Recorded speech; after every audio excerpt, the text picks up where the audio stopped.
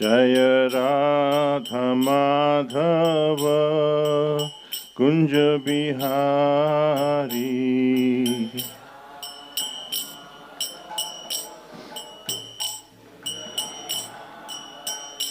Jaya Radha Madhava Kunja Bihari.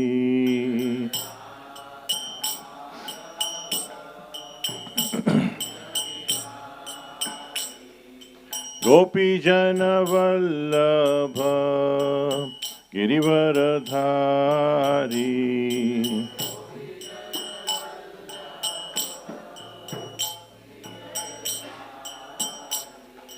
Gopi Jana Vallabha Girivaradhari.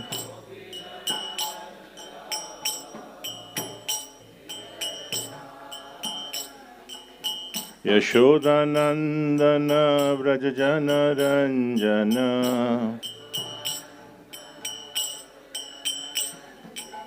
Yashodanandana Vrajajana Ranjana.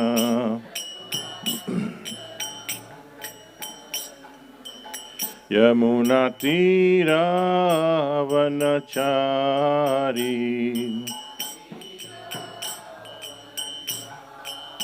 Yamunatira Vanachari.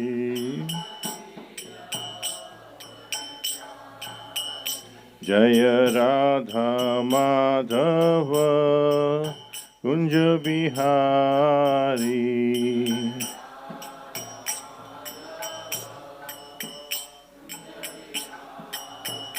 Jaya Radha Madhava Kunja Bihari.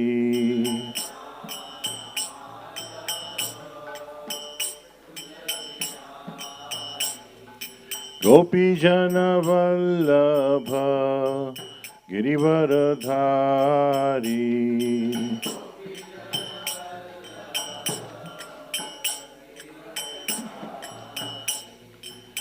Yashodanandana Vrajajana Ranjana.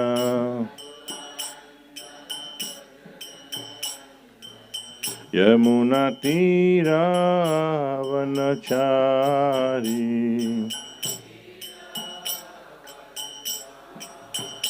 Jaya Radha Madhava Kunja Bihari.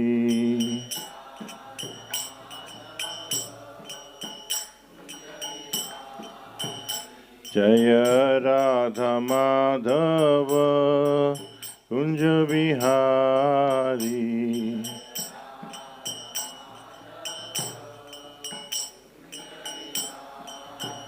Hare Krishna,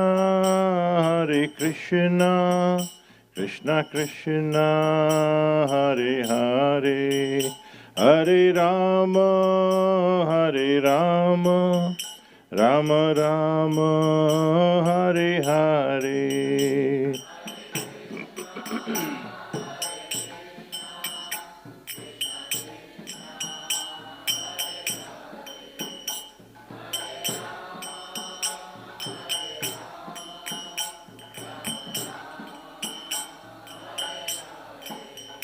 Jaya Radha Gopinath Radha Gopinath Radhe.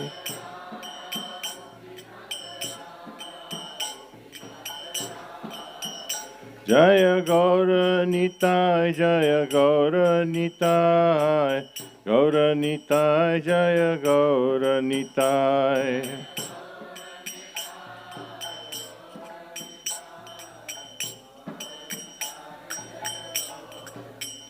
Jaya Shri Gopal, Shri Gopal, Shri Gopal, Jaya Shri Gopal.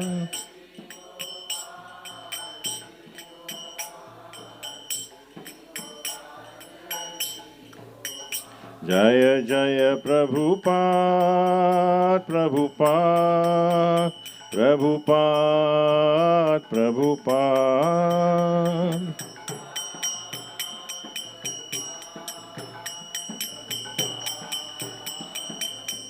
Jaya Jaya Gurudev, Gurudev, Gurudev, Jaya Jaya Gurudev.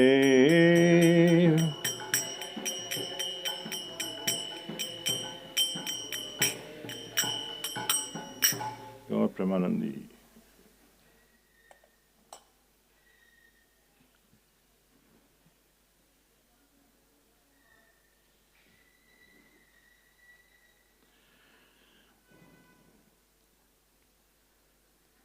Om Namo Bhagavate Vasudevaya. Om Namo Bhagavate Vasudevaya. Om Namo Bhagavate Vasudevaya.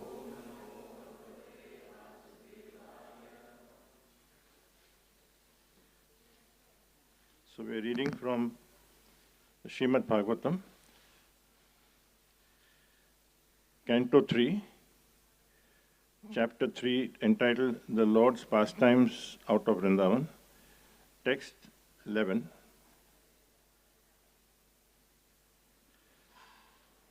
Please repeat after me.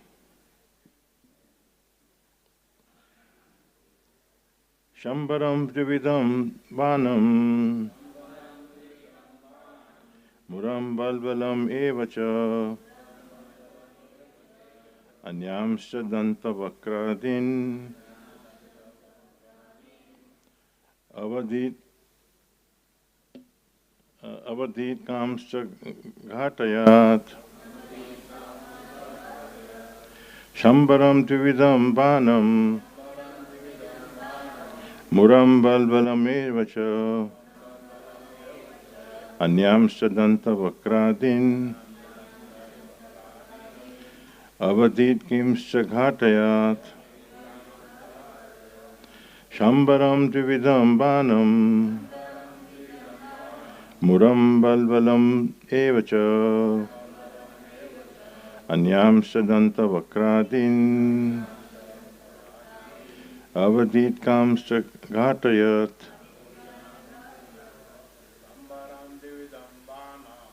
Ambaram Trividam Banam Muram Balbalam Evacha Anyamscha Danta Vakradin Avadit Kamscha Ghatayat Ambaram Trividam Banam Muram Balbalam Evacha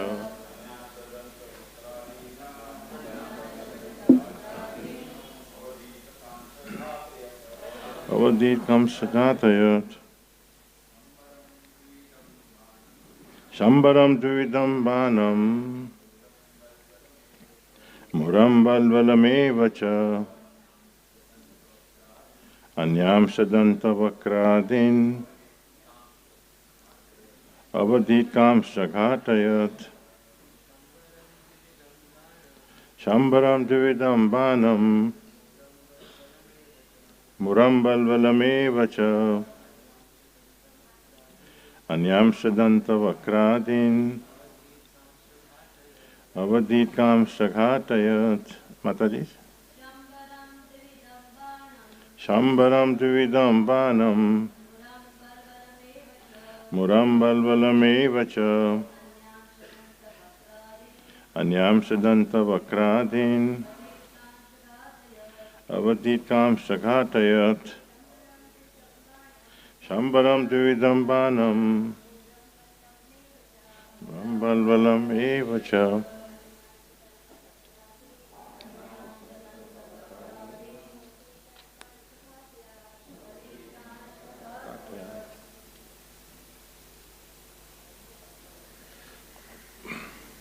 Shambaram,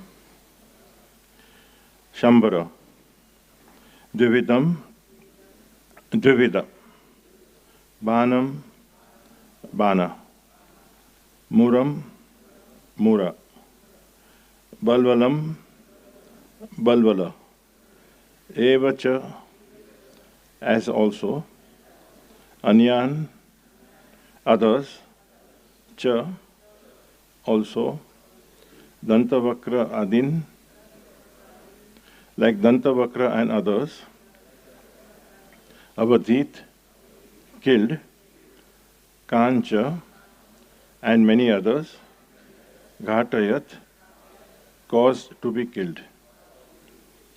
Translation by His Divine Grace A.C. Bhaktivedanta Swami Srila Prabhupada. Translation. Of kings like Shambhara, Dvivida, Bana, Mura, Valvala, and many other demons, such as Dantavakra, some he killed himself, and some he caused to be killed by others, Sri Baladev, etc. There's no purport, we'll go to text 12. Atate Bhratar Patranam, Pakshaya Patitan Nipran, Chachaladbhu Kurukshetram, Yesham Apatam Balay. Translation. Then, O Vidur, the Lord caused all the kings, both the enemies and those on the side of your fighting nephews, to be killed in the battle of Kurukshetra. All those kings were so great and strong that the earth seemed to shake as they traversed the warfield. No purport. Go to text 13. Sakarna Dushasana Saubalanam Kamantra Pakena Hata Shriya Susan Suyodhanam Sanucharam Sayanam Bhagnoram Urvyam Nananda Pashyan. Translation. Duryodhana was bereft of his fortune and duration of life because of the intricacy of ill advice given by Karna, Dushashan, and Saubala. When he lay on the ground with his followers, his thighs broken, although he was powerful, the Lord was not happy to see the scene. Purport by His Divine Grace A.C. Bhaktivedanta Swami Prabhupada. The fall of Duryodhana, the leading son of Dhritarashtra, was not pleasing to the Lord, although he was on the side of Arjuna, and it was he who advised Bhim how to break the thighs of Duryodhana while the fight was going on. The Lord is constrained to award punishment upon the wrongdoer, but he is not happy to award such punishments because the living entities are originally his parts and parcels. He is harder than the thunderbolt for the wrongdoer and softer than the rose for the faithful. The wrongdoer is misled by bad associates and by ill advice, which is against the established principles of the Lord's order, and thus he becomes subject to punishment. The surest path to happiness is to live by the principles laid down by the Lord and not disobey his established laws, which are enacted in the Vedas and the Puranas for the forgetful living entities.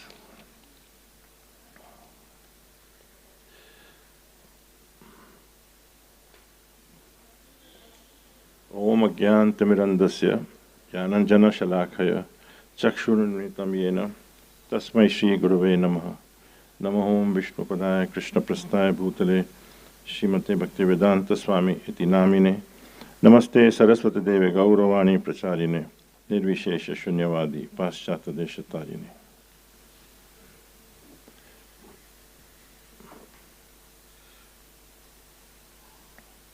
Hare Krishna. So in this very wonderful verse, we are seeing glimpses of the Kurukshetra war and the understanding that we get in a synopsis, which comes much later in detail, of Krishna's pastimes. So we see, as Prabhupada said in the purport also, that how the association misled Duryodhana. Duryodhana, when I grew up hearing stories, and then we saw some movies, the impression I had of Duryodhana was, a nasty person, but also very cruel and perhaps not at all very intelligent. But eventually, through the Shastras, we know that actually Duryodhana was a highly intelligent person. you need intelligence to manage a kingdom. He was also extremely powerful. In fact, he was better than Bhim also in the art of mace. He was more skillful. Bhim was more strong. So it was like an even battle. So we are talking of a caliber of that level. He's not just an ordinary king. You can't even compare with today what level they were. And yet, look what happened to him. He was intelligent, but he was using it thinking that he can outsmart Krishna. He thought that he can. He never really considered anyone to be on his level. And his problem was that he surrounded himself by Dushashan, Karna, Shakuni, and those people who, for their own self-interest, had a very common thinking, which was what we would call bad association. And Prabhupada mentions in this purport that the wrongdoer is misled. So, if we are trying to outsmart Krishna, we are going to be, we are allowing ourselves to be misled, and that is something which we cannot blame anybody else. You see the parallel also in Ramayana. Kaikeyi was the youngest and the most beloved queen of Dashrath, King Dashrath. And when she had her son Bharat, but she was, that the kingdom was so uplifting that actually she loved Lord Ram more than her own son. When Ram was a small child, right up till the time when this unfortunate incident took place, Kaikeyi actually loved Ram more than her son.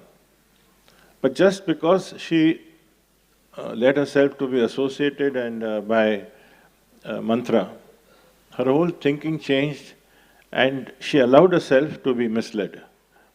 And she then went on a completely wrong tangent which not only ruined her life, ruined the life of others around her, and of course everything else is history. So she allowed her consciousness to be polluted.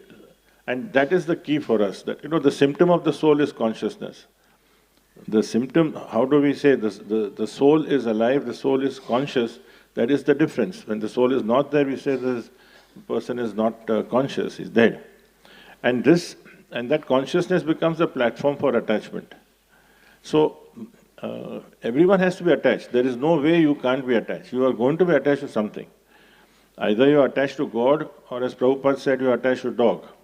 G-O-D or D-O-G. You will be attached to something, means basically you are attached to one or the other. And by nature, the soul is also a marginal, we are in the marginal capacity, tatastha shakti. So we are either going to be attached to the internal potency or will be attached to the external potency. The internal potency being the Lord and the devotional service and the devotees. And external potency will be allowing Maya, which is also the Lord's inferior energy, to be attracted to that. So attachment is going to be there. Every moment, for every living entity, it is a fact. So if we understand that so much is actually in that minute independence that we have, this is where the independence has to be exercised. That what is, where do we let our consciousness be? So that's why it becomes very important. What we associate with, whom we associate with, becomes very important.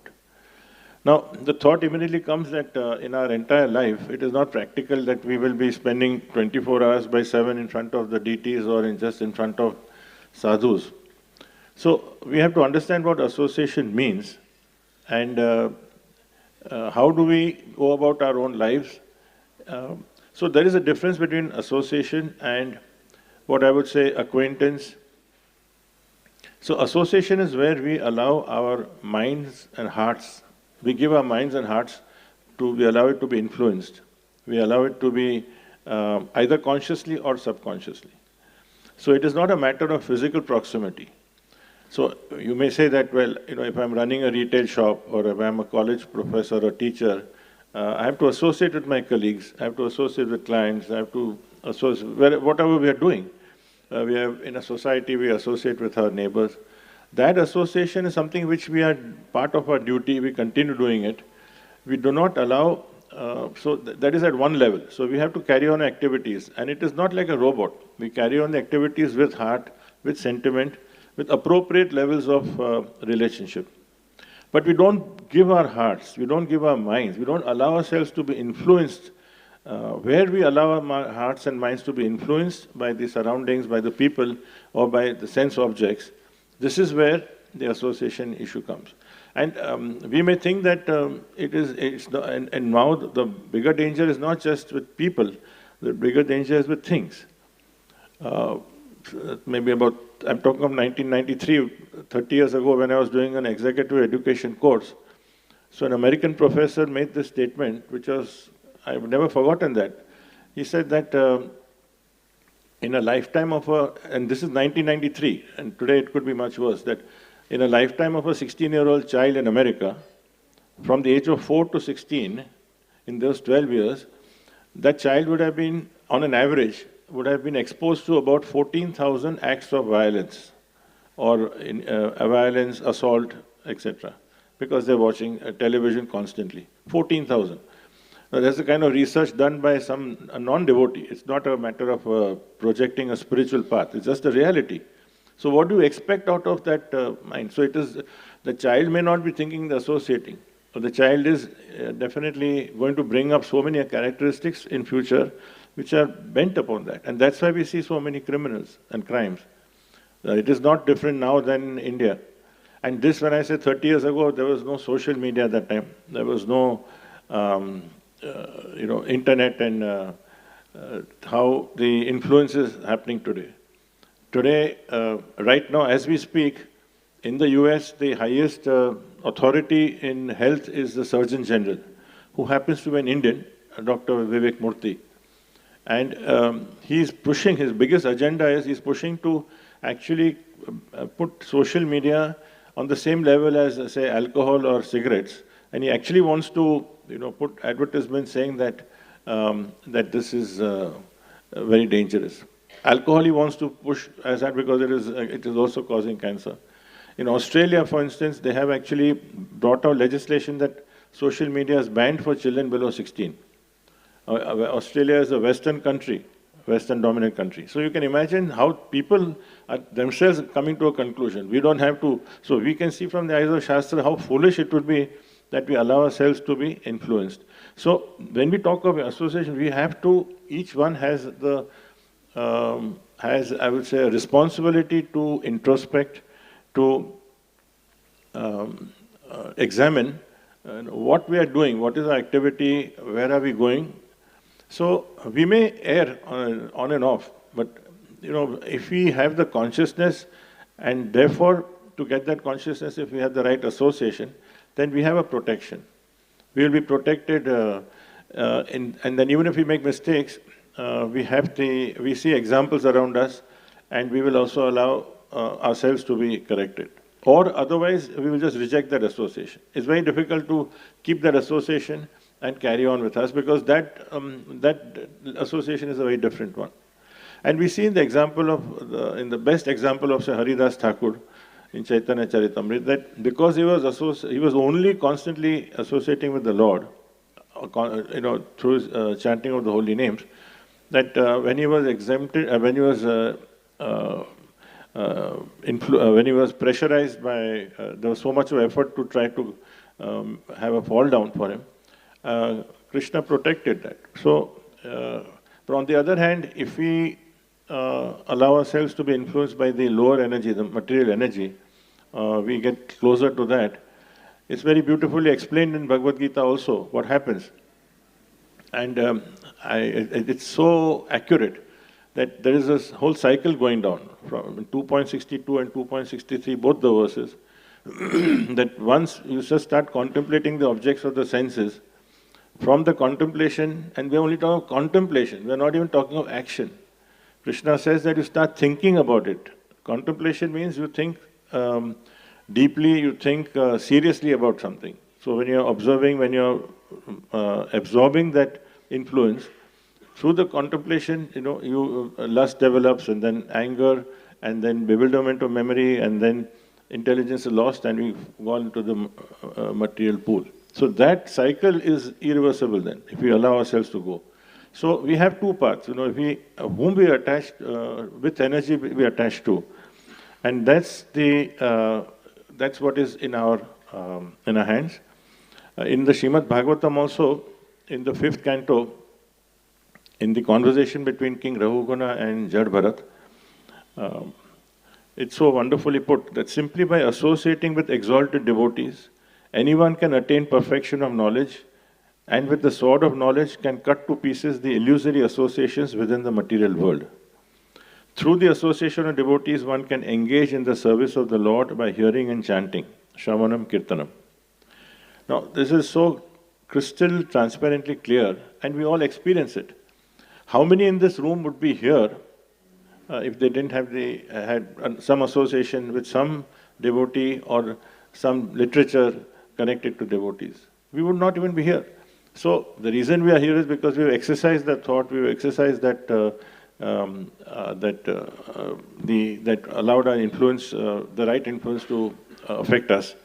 So we can see that it is a very practical and also a very realistic and true statement that, and backed by Shastra, of course. And Prabhupada writes in that same purport, says that to become liberated from material bondage, one must give up the association of worldly people and accept the association of devotees. So one is to where we associate with, and second is where we avoid the association. So there are two things. And all the rules and regulations in our Shastras eventually tell us, the one golden principle is that we have to be, whatever we do, we should try to remember Krishna and not forget Krishna. So remembering Krishna means that whatever is favorable circumstances, people, situations, we should accept, and whatever is against or unfavorable or which actually brings the worst out of us, we should try to avoid. This is, if there's one statement that should guide us around our life, is entirely this. Anything that is not conducive or it is enhancing our forgetfulness of the Lord in some way, we have to avoid that. So, which is the essence of the spiritual life. And also in the Upadesh Amrit and Nectar of Instruction, Rupa Goswami says in 2 consecutive verses, in verse 2, when he's talking of the unfavorable principles which are unfavorable to Krishna consciousness, so he says that our devotional service gets spoiled if we are associating with worldly-minded persons who are not interested in Krishna consciousness. Very, very clearly mentioned that. And the next verse, again he says, where he's talking of the favorable principles for Krishna consciousness, there again he says, for executing devotional service, we have to abandon the association of non-devotees. So one is the positive way, one is the negative way, but both making the same point and repeating it twice in 2 consecutive verses. The common thing is that we have to be very careful, we have to avoid the association of worldly-minded people to be given up. So these attachments can be, as I said, can be with things, with people, anything that is attracting our senses and which then bring our minds focusing on that. So we say that, okay, how do we spot this? I mean, how do we understand where we need to associate or not? One way is that there's one definition, if you say, of who's a materialistic person. I can be materialistic, you can be materialistic. It's not a matter of dress, it's not a matter of just being physically in front of Radha Gopinath. A materialistic person generally would be someone who deeply, from the core of his heart, believes that matter is most important. That there is, through matter, everything is, and my object of life is to enjoy. There is no God, there is no spiritual world. So this is one, when we see, and we see people who believe in that, very strongly believe in that. And they may be nice people, good, well-behaved people, and it is not for us to judge, but it is for us to protect if we are believing in our spiritual understanding. So it's not a matter of condemning someone, because we can only say that tomorrow we were like this yesterday, tomorrow we will be again the same, who knows. So only we just say that my understanding is such that we have to protect that small seed that has been planted, and that also we don't know how we got this gift. So for protecting that, we have to be very careful. And our direction of life then begins accordingly. And then it takes time, because it starts with a little bit of faith. Like all of us have some faith. Some faith has started, but then that faith has to be nurtured, has to be watered. Like you plant a seed, then when you water, then it takes time. Then you have to protect it till it comes to a certain level and takes root. So that protection is, that process is something which has to be followed, and that involves having the right association, being Shastras is part of it, philosophy is part of it, but also certain sadhana, certain practices. And Krishna says in Bhagavad Gita that those who do not have faith, in spite of associating, in spite of hearing, they can never achieve me. So we need to be clear what we want. If we've taken to spiritual life, it is not because sometimes we may have come because my parents were doing it from childhood. I have been doing it. I would do the arti. I would go into the temple on Diwali, on some festivals. Yeah, that's very nice. But if that's the only reason we are still coming to temple and just putting our traditional dakshina and taking the prasad and going back, and then we have another life. If we compartmentalize it, then we are like a robot. We are not using our intelligence, and we are allowing ourselves to be influenced, because the senses are so powerful. Arjun himself said that they are more powerful than even controlling the wind. So what is our capacity? So therefore we are putting ourselves in great danger. So that initial faith, so what is that faith? That initial faith which has to protect. The basic faith is that Krishna is everything. Krishna is, there's nothing beyond Krishna. He is the whole and soul. And that whatever pleasures, pain, everything that is done is out of His compassion, and our life is to go back to Him so that we can be in eternal happiness.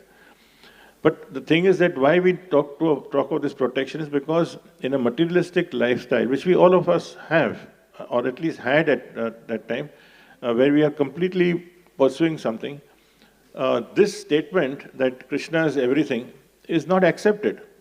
It's very difficult to accept because we only go by our gross senses, that you prove to me, where is he? I can't see him. Have you talked to him? It is a very childish statement, because there are so many things that we do not see, but we believe in. We take people's faith. But that aside, so therefore that protection has to be from that because they will only see, and Krishna says that he's achintya, he's inconceivable. And that understanding of Krishna is only through the eyes of the Shastra. You can imagine this dialogue of Krishna and Arjun, Bhagavad Gita. It starts, what does it start with? As soon as they start talking, once Sanjay explains to Dhritarashtra, it's straight away talking about the level of the soul. It is not good. So that means the level of understanding at that was so high. But unfortunately, we have regressed so much in Kali Yuga, because this is where we are. We've gone so that we can't even see that difference. So there was no question of saying that, Krishna has to explain and say that, you are the soul and you are the body. I mean, that is already taken into account. That level of understanding was already high. So we have started from a much lower level, and that faith has now started because we have got connected to right people. We like the process. Whatever, we like the philosophy, and especially we like the people around us. We see a difference, and that is a very big noticeable change. That we see people who here, who are trying to follow, they're much more, they're milder, even in the natural qualities. They're quieter, they're milder, they're less aggressive, they're ready to admit their mistakes, they're wanting to improve their lives, they're trying to be selfless. So where do you see these qualities outside? We just see completely the opposite. So when we see this, we are attracted to it. But that attraction can be momentary because we go back to our lives. To protect that faith, we need to nurture it. And that is where why we talk of protection. It is not because we say that I am superior and I need to be cocooned in a glass cage. No, it's not like that. We have to definitely protect and distance ourselves from close association. but we carry on our lives. So that art of managing both the so-called occupational duties, family duties, so many responsibilities that we have as a citizen, we discharge so many as a civic being, that carries on. So we have so many levels of capacity to think and react. We can handle many responsibilities together. So same way we do that, but most important is that we put attention, time, effort in the critical aspect of what is most important, that is life and death. And life and where does life come from and where we are going to go, why we have come here, who is Krishna, and why has he brought us here, why has he allowed us to come here, how do we go back to him, what do I gain by going back to him, and etc. So this aspect, it can be months, years, it could be a whole lifetime, and we may need that protection all the time. So also, it is not just material objects. Sometimes even spiritual people, so people who have some spiritual transcendental understanding or desire, they can also mislead. So that is also very important that we understand from the Shastra the difference between what is, how we can be misled there. And Prabhupada was very much against, especially the Mayavad philosophy, which is very envious of Krishna, where they would not have any kind of accepting the presence of Krishna as a personality is completely rejected by them. So a crude example of protection is like if somebody, you just wake up tomorrow, it's a fantasy. You just wake up tomorrow and somebody just knocks on your door and just gives you a bag of 100 crores, one bag of 100 crores of diamonds, and says that you have to transport it and give it to someone far. Now, if you are given that responsibility, your whole mind, your whole concentration, everything will be only protecting that to see nobody takes it. So you will hold it to your heart. You will be very, very careful with it till you deliver it. So it's very similar that we have actually been given this so-called accidentally. We don't know how we've got this knowledge, this rare Raj Vidya. We've got this understanding, and we have been a little bit. Now we have to take it to another level, and we have to protect it. That protection, that process needs our full attention, highest priority. So while we have other priorities, like that person is carrying the bag, obviously he, on a second thought, he would make sure that he crosses the road properly, that he's not, he's walking on the right line, etc. But those are secondary. The most important is that nobody takes. So same way, we have to protect this very close to our heart and see that those our values and our lifestyles are gradually shaped in the way that that is expected, that changes according to our beliefs and also our understanding in the philosophy. Because that's how you demonstrate it. Things start changing. We start believing and then we start following the practices, our eating habits, our staying habits, our whom we talk to, even the level of discussion, dialogue. Otherwise, we will be only agitated by the smallest things. If you see, that is one nature, that normally we get, something happens, it could be in a neighborhood, something happens on the road, or something happens to the chief minister, something happens to, and so much of our time, so much of our attention goes into that. Now, if it is part of our responsibility, we can do it, but it doesn't have to agitate us and take so much of our time. Similarly, if you are in an occupation which has something, some big thing happens, well, yes, you definitely have to address that issue, but it is not something which completely breaks us down. And believe me, I have seen so many occasions when people with very, very sharp intelligence, tremendous capacities, but when it comes to the smallest things, how quickly they get agitated and upset, very nervous. Because if they have reached a certain level of success, generally what happens is that they have mastered a certain, they have been very successful. So that means they have been able to find solutions to so many issues. So it's very difficult for them to accept that I don't have a solution to everything. So some small health issue comes, relatively minor, it is not life-threatening also. But they will talk about it ages and ages, and continuously they're so worried about it. Or some financial crisis comes, the stock markets may move up and down. So many things may happen in our lives, in our family situations. So the agitation and the worry, anxiety becomes constant. At the same time, it's very important that we also, if you see from the eyes of Srila Prabhupada, once he was actually in a plane, and in those days they showed movies on the screen for everyone. There was no separate consoles. So Prabhupada's servant was very. You can't, whether you want to watch or not, it's not in your hands because it's just going on. You can shut your eyes, and so Prabhupada's servant was trying to shut his eyes because some Charlie Chaplin movie was going on, and he found that Prabhupada was laughing. He laughed at one scene, so he was quite surprised. So he asked Prabhupada. So later, and Prabhupada said that he commented about that the genius of Charlie Chaplin. But he linked it to Krishna. That he was so appreciative that he has that capacity. Who has given it? So when we see things around us, we are not in a kind of neti process that I don't want this, I don't want that. This. We see the beauty. We see there's so much of enjoyment. There's so much of relish. There's so much of fun. We would be much more relaxed and happy. But then when we come across situations, we don't condemn. We can appreciate in all fields of life. Krishna is the highest in terms of beauty, strength, intelligence, knowledge, etc. But we see symptoms of that. Some people are extremely smart. Or some people are amazingly strong. You see some long distance swimmer, or some in sports, in entertainment, somebody is a fantastic actor. They can change the expressions. So one can appreciate and say that this person has got the gift. But who has given the gift?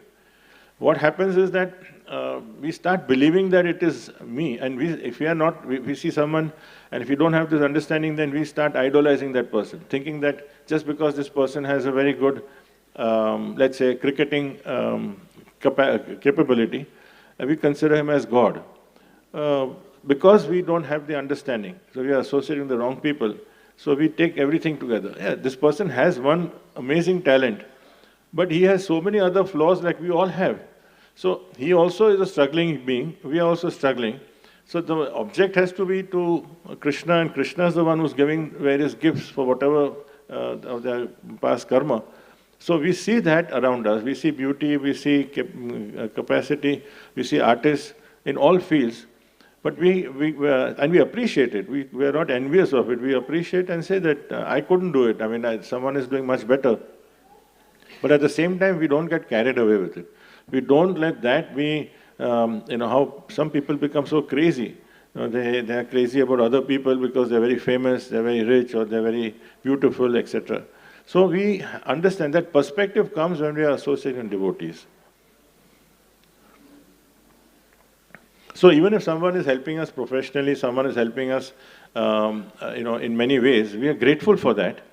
But we have to develop that perspective of where do we give our complete heart, where do we give our trust, where do we let people influence our inner core in our thinking.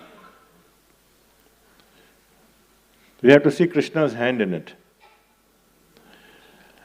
So association is also very rare. We also have to be careful about, because we may think that now we take it for granted.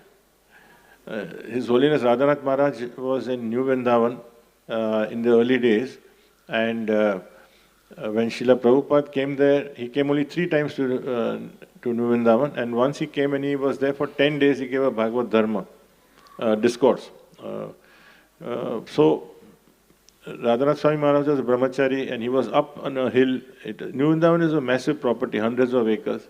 So his service was up there, and he was coming every day 3 miles down, 3 miles up. 2 miles and 4 miles, 6 kilometers every day he would walk. And that was an extremely difficult road. Just to hear him, and then we'd go back. So we have to grab that opportunity. So therefore, it is not that if association comes in a very casual and a very comfortable way, I take it. And if it means I have to adjust my life, or if I have to strain for it, or I have to bring some determination, I will reject it. Let it come the way it comes, I'll take it. As they say that, I put my hands up. If Krishna wants to give, he'll give me, I'll take it. Nahi hai, so then that means everything is mine. So it's not like that. We have to actually not only appreciate, but proactively pursue it. So protecting our association is one thing from worldly association, but on the other hand, pursuing association or a lifestyle needs some determination. And we cannot do it on our own. Srila Prabhupada once said that if somebody thinks that you can be Krishna conscious without association, he's insane. The word he used was that he's insane. Once Gaurang Prabhu mentioned a very nice statement. He said that we have the complete package. The mind is purified by the holy name. The intelligence is tended by the Shastra. But false ego is dismantled only by the association of devotees. So we have the holy name, we have the Shastra, but we need the association, because then only we really realize also that what is our insignificance. When we see, first there is also protection from association, but we also see how much we are humbled by when we have so many challenges, and then we see other examples around us also. Gaur Gopal Prabhu once mentioned that when we read the Shastra, we gain knowledge. When we hear from other devotees, we gain wisdom. And with that wisdom, when we serve the association of devotees, that's when we get realization. And the combination of all the three, that is knowledge, wisdom and realization, then that is maturity. So basically, the association is not only very important, but very rare. So when we see that, we have to be worthy of it, we have to work towards it, and we have to accept it and put it in central in our life, which means it has to make adjustments in our life. Then we are much safer also in happiness and also in distress. It's not just that we come when we are happy, but we will find that when we see, and I see this regularly, that when we are in a very difficult, challenging situation, we don't have solutions, or we may ourselves are overcome by weaknesses.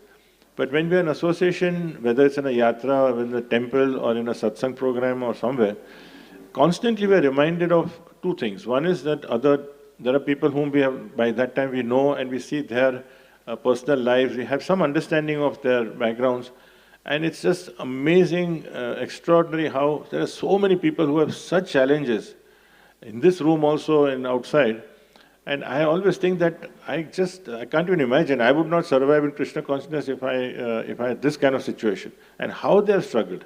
That person is alone, maybe the person is abandoned, he has had health problem, whatever. But the fact that they're struggling for Krishna consciousness in one way or the other, Krishna is always seeing the struggle. See, the end result, it's not in our hands, we can't judge. So by associating, we get this understanding. So in distress also, when we see others, you get an inspiration that, so what, my problem is nothing. And it genuinely is actually nothing. But then we need an association to realize that that is the way how people are facing it. And secondly, by associating when we are also in weakness, we get that we hear something.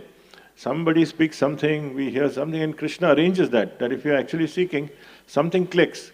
And then we put two and two together and say, we go back, and when we enter the temple with full of anxieties, full of worries and pressure on our mind, something bothering us, we go back, that problem may be there, but the shape is changed and the size has become smaller. So with this, we also, Radhanath Swami Maharaj had once said that, when we get association, we have to also be very careful, because when we appreciate it, nurture it and accept it, also we have to examine that we should not be coming with expectations.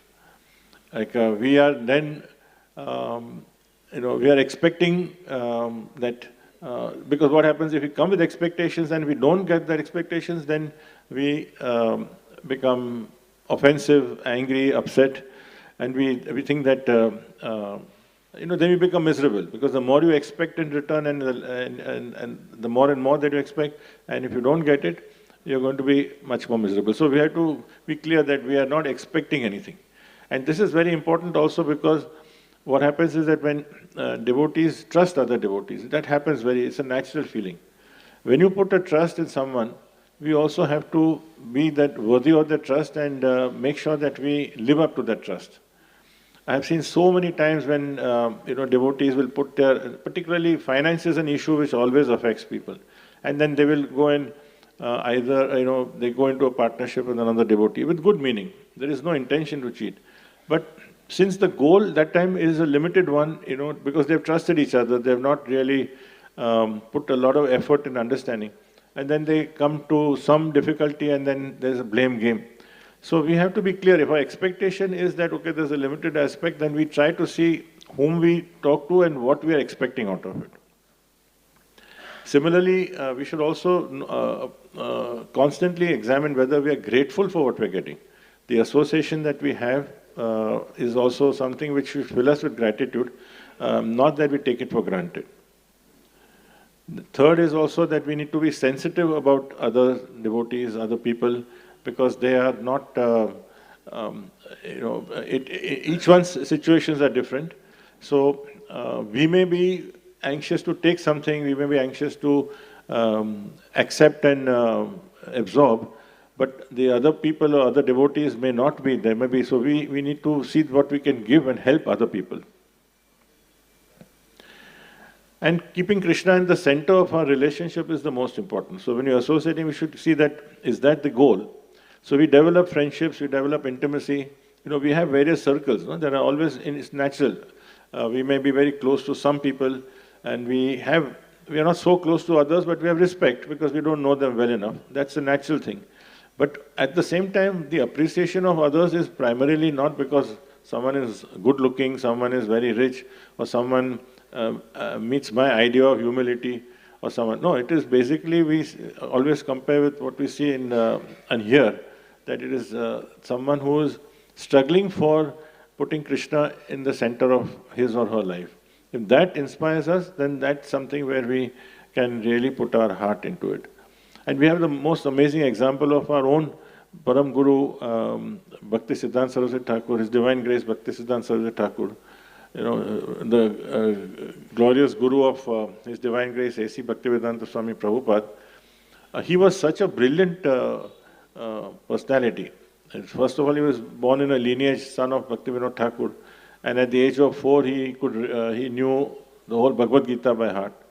At the age of 11, he was preaching so strongly and so on, amazingly. That caliber of person, that capacity he had, and yet when he was begging to be initiated by His Divine Grace God Kishodas Babaji Maharaj, who was academically illiterate, who never had any disciple also, who didn't want any disciple. And he didn't want to take any disciples, but Bhaktisiddhanta Maharaj not only begged him, but it came to such a level that he said, my value in life is zero if I don't take you as Guru. So we understand that how a person with this kind of caliber, this kind of capacity, understood where the real wealth is. And God Kishore Babaji Maharaj had the highest wealth of purity and love of Krishna. So nothing else mattered. And finally, the association devotee also helps us, as we've also mentioned, that it gives us a balance of life, how we can balance the material and the spiritual life, because we also have practical examples, and also we develop understanding where to approach, whom to approach if we need help, because we constantly need that. And there are devotees, who are constantly, helping other people. So primarily for us, if we were to look at Guru, Sadhu and Shastra, these are the three things that we need to always check when we are progressing, when we want to progress in Krishna consciousness. So if all the three are kind of similar, and in association is the most important valuable thing, we are seeing that because our Guru constantly addresses that. All the parampara has been constantly demonstrating it also and saying it. And the Shastras also are, we quoted from that, some of where they put the highest stress. So all the three are also fully aligned. I'll end by this very interesting and very sweet pastimes of Srila Prabhupada. We know Prabhupada's mood was so compassionate. That was his most prominent quality. It was his whole life was entirely made of that. So he was giving a lecture in 26th Avenue in the first few months itself, and when even the audience was also all hippies, and there was hardly anyone there was no initiated devotee that time. And then at one time, one drunk came in with he was just walking, so everything stopped. Prabhupada stopped speaking. They thought, all of them were looking at Swamiji, how will he react to this drunk? So this drunk actually came ambling, and he was stumbling, and he came and put a toilet roll and went back, and he mumbled something. So Prabhupada was appreciative of him and said that, see, he also wants to serve. So even in that, he could accept somebody's service. And the same Prabhupada, when we hear from a wonderful devotee, Amrish Prabhu, who's a Prabhupada disciple since more than 40 odd years, he gives when he first met Prabhupada. Now, Amrish Prabhu comes from the most famous automobile family in the entire world, in the history of in the history of automobiles. Like today, you may have so many cars. You have Toyota and you have Ford and various things. But if you talk of any one personality over the last 100 years or so, 150 years since the automobile have come in, one person is Henry Ford. He is by far the biggest legend of all. And his great-grandson happened to be Amrish Prabhu, that is Alfred Ford. He was only 20 at that time. So when he was brought in by other devotees, they were very excited. They came to Prabhupada and said, Prabhupada, here, this is Alfred Ford. He's a great-grandson of Henry Ford and all that. So now, as Amrish Prabhu says, he's looking at Prabhupada, and Prabhupada just narrowed his eyes, and he said, this is the first thing he's telling Amrish Prabhu. So where is he now? So Amrish Prabhu is saying, I mean, he didn't understand what he's saying. Where is he now? Where is Henry Ford? He died 50 years ago. So Prabhupada was trying to point out that is, so what did he do? He did something. Of course, he was very famous, but finally in the passage of time and in the eyes of Krishna, he's now dust, he's gone. So Prabhupada just wants, this is the starting statement. He just asked him, so where is he now? So Amrish Prabhu was so shocked. He said, well, I didn't know how to answer because I didn't have any understanding of the philosophy. Where is he now means he's dead, But later he understood what Prabhupada was trying to say, that he comes from a lineage, but that has no value because when we go from here, we don't take anything from us.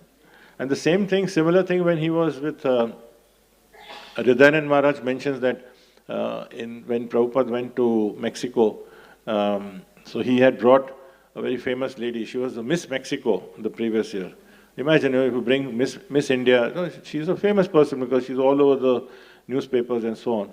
So and usually when they're chosen not just for their looks but also their poise and how they speak and all that. So she sat in front of Prabhupada and she started saying all the nice things, as Radha was saying, fluttering her eyelids and saying, oh, I'm so happy to meet you, this, that.